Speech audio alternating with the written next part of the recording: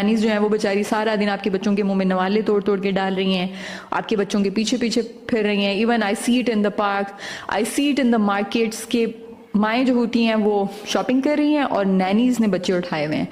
Park में मैं देखती हूँ कि मदर्स जो हैं वो बैठी हुई हैं और नैनीज जो हैं वो बच्चों के साथ थोड़ी भाग दौड़ कर रही हैं या वो उनको देख रही होती हैं।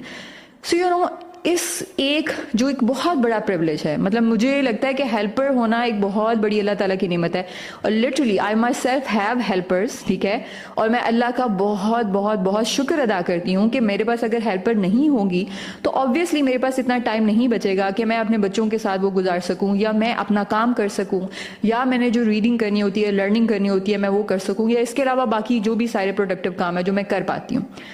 तो लेकिन हम लोग क्या करते हैं, हम इसका नाजायज़ इस मुल्क में रहने का और इस मुल्क में बहुत सारे गरीब लोगों के होने का और ये हेल्प जो है वो सस्ते पैसों में अवेलेबल होने का बहुत नाजायज़